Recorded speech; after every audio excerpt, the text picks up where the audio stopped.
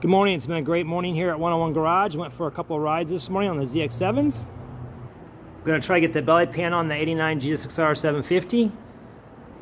Little Loctite on these fasteners and then snug them up.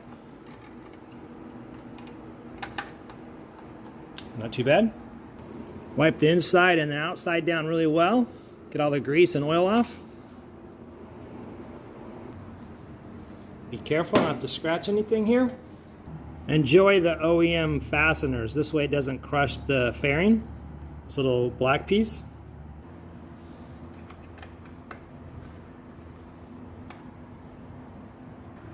Snug all these up. Put the right side on.